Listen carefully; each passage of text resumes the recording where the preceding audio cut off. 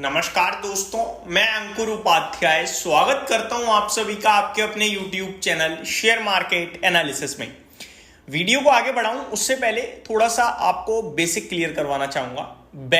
Bank जहां पे हम अपना पैसा डिपॉजिट करते हैं और उसी पैसे का कुछ part bank as a loan जिन्हें रिक्वायर्ड होता है उन्हें बांटती है।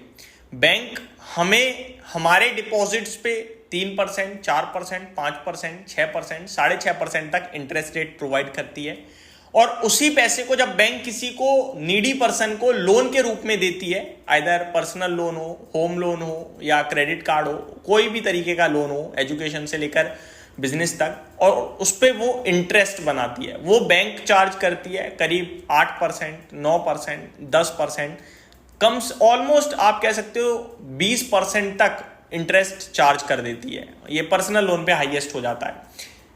और जो बीच का कमीशन होता है, यानी कि हमें हमारा इंटरेस्ट देने के बाद और बैंक का खर्चा निकालने के बाद जो पैसा बचता है वो बैंक का प्रॉफिट होता है।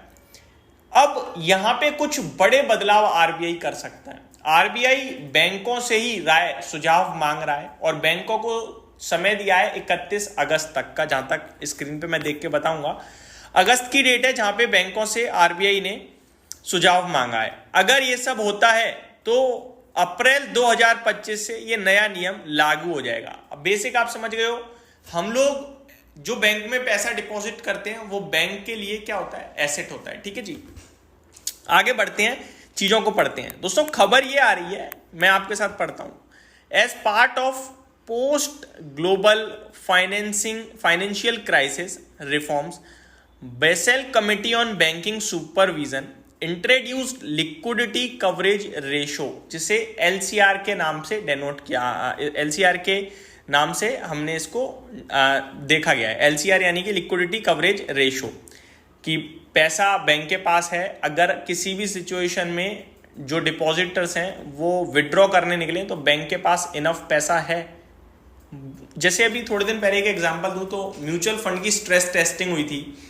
सबने सोचा क्या हो रहा है, तो स्ट्रेस टेस्टिंग में सिर्फ ये देखा गया कि अगर किसी भी बबल फॉर्म में रिडम्पशंस आते हैं तो जो म्यूचुअल फंड है वो पैसा दे पाएगा ना अपने इन्वेस्टर्स को टाइमली, शेयर्स बिक जाएंगे ना।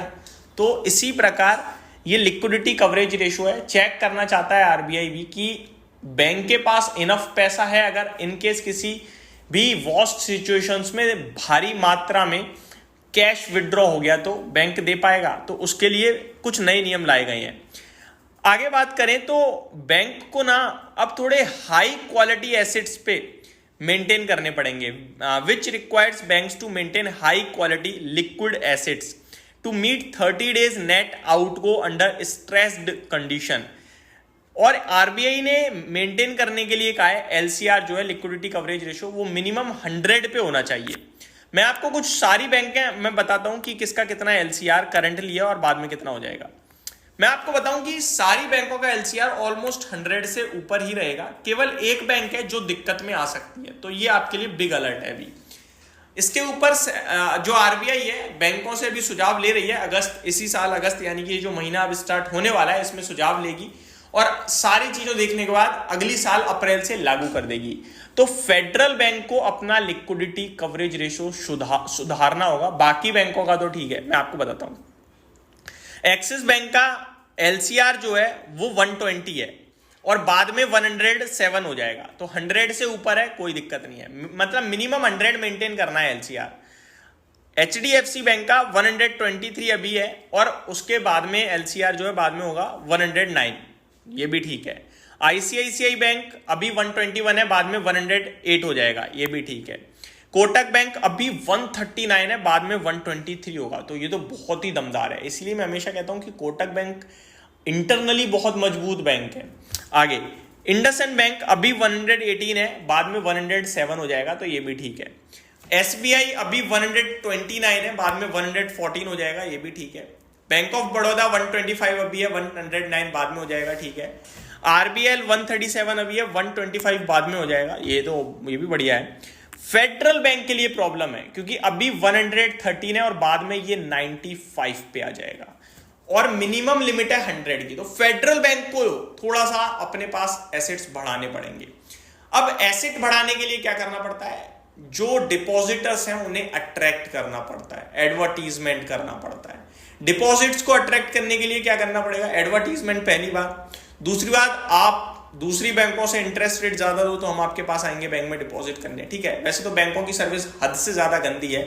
अभी रिसेंटली मैं अब बैंकों के चक्कर ही काट रहा हूं तो मैं बहुत परेशान हो रहा हूं, बट ठीक है, अब क्या कर सकते हैं, मजबूरी है, वो सर्विस लेनी है सबको। और बैंक सैलरी भी ले रहे हैं एम्प्लॉयज, काम भी ठीक के करके दे रहे हैं, और बैंक को देख लो क्या हाल हो रहा है। तो बहुत ही गंदा खेल है। अभी मैं आपके साथ बात करूं फेडरल बैंक या फिर किसी भी, तो बैंकों को जब पैसा चाहिए होता है तो वो पहले तो एडवर्टीजमेंट करें और दूसरा इंटरेस्ट रेट बढ़ाएं। इंटरेस्ट रेट बढ़ाएंगे अगर वो, तो उनका प्रॉफिट कम होगा, क्योंकि वो हमें ज्यादा पे करने लगेंगे तो ऑब्वियस है उनका प्रॉफिट कम बनेगा। तो एनआईएम में गिरावट हो सकती है। तो बैंकों के लिए थोड़ा चिंता का विषय बन सकता है। ये सारी की सारी डिटेल है आरबीआई के नए नियमों के बाद।